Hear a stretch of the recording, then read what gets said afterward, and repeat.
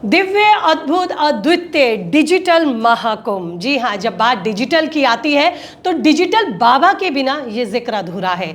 मेरे साथ हैं आज आप सबके फेवरेट, खासकर यूथ के फेवरेट, उन लोगों के फेवरेट जो डिजिटल है, वो लोग जो सोशल मीडिया पर बहुत ज़्यादा रहते हैं या सोशल मीडिया फ्रेंडली हैं, वो डिजिटल बाबा से अच्छे से वाकिफ़ हैं। डिजिटल बाबा यानी कि रामशंकर जी, बहुत बहुत स्वागत है आपका मेरे चैनल पर। आपको धन्यवाद, आपने चुना बातचीत के लिए। डिजिटल बाबा, पहचान देने की मुझे ज़रूरत नहीं है, यूथ बहुत अच्छे से आपको जानता है, लेकिन ये जो कॉम्बिनेशन है ना, आध्यात्मिक गुरु डिजिटल बाबा, ये मैं समझना चाहूँगी। बस एक ऐसा साधक जो अपने अनुभव को इंटरनेट एज के साथ शेयर कर रहा है और बहुत फ्रेंडली अप्रोच के साथ। आज का यूथ ऐसा है जिसको कट टू कट बातें सुननी है और सीधा संवाद करना है। उसके पास इतना वक्त नहीं है कि वो आपके पास आएगा, फिर आप बैठेंगे, फिर आप 2 मिनट ओम का उच्चारण करेंगे और फिर उसको 2 घंटे तक प्रवचन सुनाएंगे। उसको चाहिए 30 सेकेंड 90 सेकेंड में बातचीत, अधिक से अधिक 2 से 5 मिनट का पैकेज। तो सोशल मीडिया पे जिस तरह के युवा उपलब्ध हैं, मुझे लगा कि उनके बीच में अगर हम काम करेंगे, अपने ज्ञान को साझा करेंगे, तो उन्हें बहुत लाभ प्राप्त होगा। सनातन संस्कृति की हम बात कर रहे हैं और महाकुंभ बार बार ये जिक्र आ रहा है, 144 साल बाद जीत, बहुत ही दुर्लभ संयोग है। लेकिन इस बार के महाकुंभ, क्योंकि मैं ये मान रही हूँ ये अब दूसरा पड़ाव है महाकुंभ का। एक पड़ाव जब तक हमारे सारे अखाड़े यहाँ थे, क्योंकि अब वो मूव कर रहे हैं, जा रहे हैं, और अब ये दूसरा पड़ाव है। तो अब तक इस महाकुंभ से हमने, सनातन ने या हम गृहस्थियों ने क्या लिया? आप क्या मैसेज देंगे? क्योंकि कुंभ को माना जाता है नया सृजन, कुछ देना, कुछ आविष्कार होना। आपकी नज़र में इस महाकुंभ में क्या आविष्कार हुआ? देखिए, कुंभ जो गंगा के किनारे आयोजित हो रहा है, इसका सबसे बड़ा उद्देश्य होता है कि मानव जीवन में ये बात समझ लिया जाए कि आध्यात्म एक ऐसा विषय है जिसको जानने के बाद यह जीवन पूर्ण हो जाता है। और उसी आध्यात्म की खोज के लिए यहाँ गृहस्थ लोग इकट्ठा होते हैं, साधु महात्माओं से बात करते हैं, अपने शंका का समाधान प्राप्त होते हैं। और अब मैं बताऊँ आपको, जो 2 चरण में कुंभ का आपने ये दृश्य शब्दांकित किया, उसमें पहला चरण जो था वो तपस्वियों का था। अब वास्तव में गृहस्थ लोगों का कुंभ शुरू हो रहा है। मैं देखा आज ही बहुत भारी संख्या में लगातार लोग आ रहे हैं, स्नान कर रहे हैं और साधु महात्मा लोगों के पंडालों तक जा रहे हैं। तो अभी भी कुंभ का जो प्रभाव है आरंभ से लेके जैसे था वैसे ही अभी भी बना हुआ है, बल्कि अब और गंभीर रूप हमें दिखाई देगा कुंभ का, जो बहुत व्यवस्थित ढंग से हम गंगा स्नान करेंगे और अपनी जो खोज है उस खोज में आगे बढ़ेंगे। डिजिटल बाबा ने क्या खोजा इस महाकुंभ में? आप अपनी क्या सबसे बड़ी खोज या अपना क्या सबसे बड़ा परिवर्तन मानते हैं? मेरी खोज तो बहुत अलग तरह की है। जो आप सुनेंगे तो चेहरे पे थोड़ी सी गुदगुदी होगी, मुस्कान आएगी। तो फिर तो मैं ज़रूर सुनना चाहूँगी। एक आध्यात्मिक जीवन में रहने वाले व्यक्ति की सबसे बड़ी खोज होती है उसकी खुद की तलाश, खुद के बारे में समझदारी, खुद को उसने जाना कि नहीं जाना। वो यात्रा मेरी पूरी हो गई। इस बार हम कुंभ में 2 वजह से आए थे। एक तो यहाँ कुंभ में आने वाले युवाओं से रूबरू हूँ, और दूसरा ये कि गंगा मैया से प्रार्थना करके कि हे मैया, अगर हमारे युग, इस ब्रह्मांड में, इस संसार में, इस यूनिवर्स में कोई दूसरा मेरा साथी है, यानी कि कोई परम सुंदरी है। सुंदरी नहीं, सुंदरी नहीं तो दिल से सुंदर होना भी तो सुंदर है। मैं सुंदरता का बिल्कुल प्रशंसक हूँ, पर मेरा ये कहना है कि जीवन साथी का सौंदर्य से कुछ लेना देना नहीं है, उसका लेना देना है समझ से। आपके आसपास आपको एक ऐसा साथी चाहिए होता है जो आपके जीवन शैली को, विचारों को, कार्यशैली को, इच्छाओं को समझ पाए। तो जो व्यक्ति 15 साल से अकेले रह रहा है, आप कल्पना करने की कोशिश करिए कि क्या उसके साथ कोई आसानी से रह पाएगा। तो मुझे एक अच्छा साथी चाहिए था और उसके लिए मैंने गंगा मैया से प्रार्थना किया था जब कुंभ आरंभ हुआ था तभी, और एक साथी मुझे मिली हैं। अगर सब कुछ ठीक रहा तो उनके साथ आगे की जीवन यात्रा शुरू करेंगे। तो अब क्या मानूं मैं अपने व्यूअर्स के लिए और आपके फैंस के लिए कि अब आप गृहस्थ में प्रवेश करने वाले हैं? बिल्कुल गृहस्थ में प्रवेश करेंगे। और मुझे लगता है मेरे जीवन की जो सबसे बड़ी रुकावट थी, प्रतिबंध जिसको कहते हैं, कभी कोई इच्छा आपकी अधूरी रह जाती है तो आप बहुत समय तक उस इच्छा से ही लड़ते रहते हैं। और जीवन ऐसा है ना कि जो मिला है ये जीवन, उसमें ऐसा जीवन होना चाहिए कि फिर जब आप आखिरी श्वास लेना तो कुछ अधूरापन न रह जाए, आपको लगे कि हाँ अब हो गया, बहुत जो कुछ चाहिए सब मिल गया। डिजिटल बाबा, फिर ये तो मैं बहुत डिफरेंट तरह का कॉम्बिनेशन देख रही हूँ। लोग कुंभ में आते हैं तपस्या के लिए, लोग कुंभ में आते हैं मोक्ष के लिए, लोग कुंभ में आते हैं अध्यात्म के लिए, और आप तो यहाँ से एक अलग ही जर्नी में चले गए, आप गृहस्थ में चले गए। हम कुंभ में आए, हालांकि गृहस्थ को सबसे बड़ा आश्रम माना गया है। कुंभ में ना व्यक्ति का जो अपना समझ है, संस्कार है, उसके अपने जीवन की जो खोज है, उसको पूर्णता चाहिए। तो मेरे जीवन की जो पूर्णता है, जिस रूप में मैं अपने आप को देख रहा हूँ कि कुछ अधूरी चीज़ें हैं वो पूरी हो जाएंगी, तो शायद देखिए आप अकेले हो या किसी के साथ जीवन जी रहे हो, इससे कुछ नहीं फ़र्क पड़ता आपके जीवन पर। जीवन में ये ज़रूरी है कि आप ऐसी स्थिति में पहुँच जाओ कि अब कुछ नहीं चाहिए। तो उस स्थिति में बस मुझे एक साथी की कमी नज़र आती है और कुछ हमको चाहिए नहीं। तो अब आपको लगता है कि वो स्थिति, अब उस स्थिति में जाने के लिए आप तैयार हैं, और वो एक जीवन साथी आपको इस महाकुंभ में मिल गया है जो अब आपकी लाइफ को आगे शेप करेगा। अध्यात्म का शेप आपने किया, गृहस्थ का शेप वो करेगा। बहुत बहुत बधाई। इसी के साथ एक सवाल और ज़रूर मैं आपसे पूछना चाहूँगी। ये कहा जाता है ग्रहों में सर्वोत्तम सूर्य, नक्षत्रों में सर्वोत्तम चंद्रमा, नदियों में सर्वोत्तम गंगा, तीर्थों में सर्वोत्तम प्रयागराज। आप इसकी व्याख्या कैसे करेंगे? इन सब सवालों का उत्तर मेरे पास नहीं है। मुझे सिर्फ इतना मालूम है कि जो तीर्थराज प्रयाग है, यहाँ पर माघ मेले में, माघ के महीने में अनेक दिव्य शक्तियाँ गंगा जी में स्नान करने आती हैं, डुबकी लगाने आती हैं। और वो स्थूल डुबकी नहीं है, वो जो भी शक्तियाँ एग्जिस्ट कर रही हैं वो अपने योग्य पात्र, चाहे वो गुरु रूप में चाहे शिष्य रूप में, उनकी सन्निधि के लिए आती हैं। और हम उन्हें देख भले न पाते हों, लेकिन वो हमारे आस पास होती हैं, उनका असर हमारे जीवन पे होता है।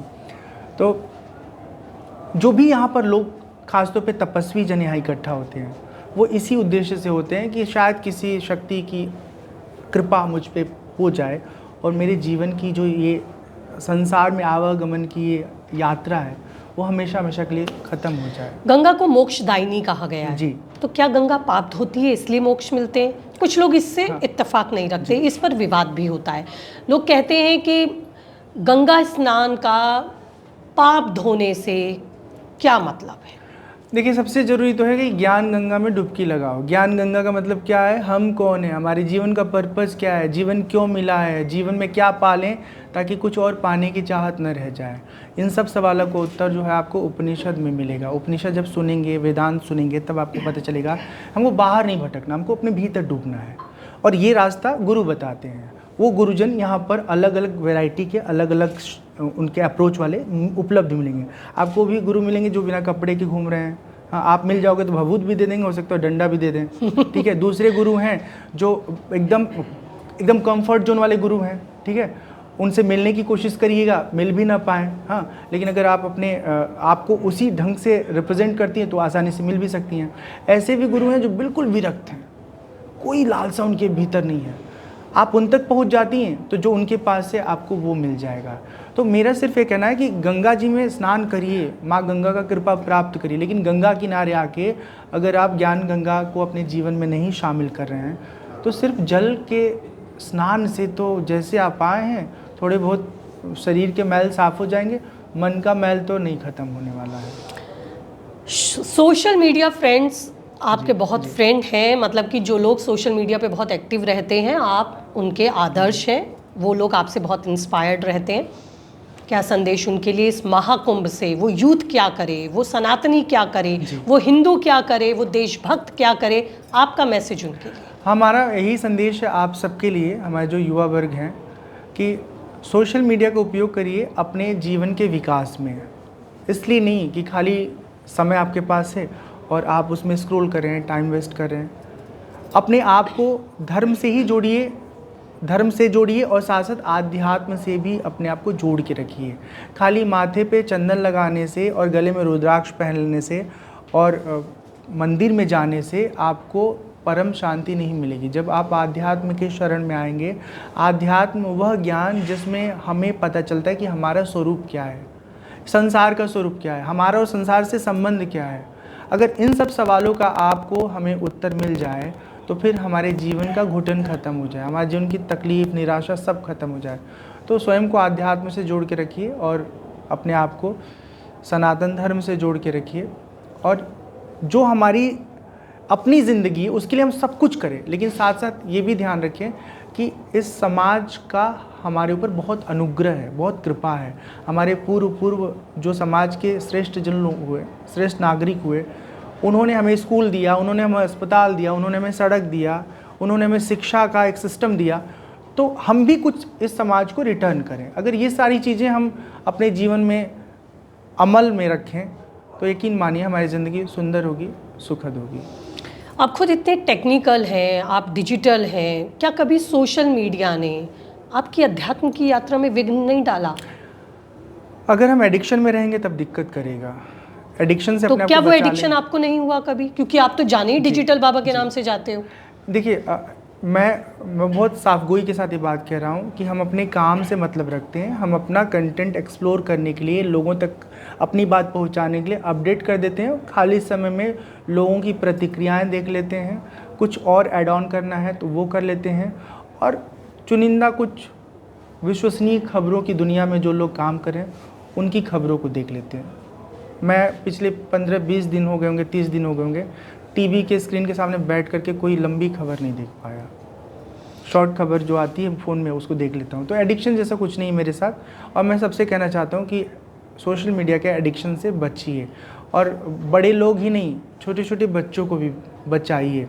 जो 5 साल 4 साल के बच्चे हैं, माँ खाना बना रही है, बच्चे को फ़ोन पकड़ा दे रही है, वो बच्चा इतना हैबिचुअल हो जा रहा है उस स्क्रीन का कि बाद में आप उसे छुड़ाने के लिए अनेक प्रकार की कोशिशें करने लगते हैं।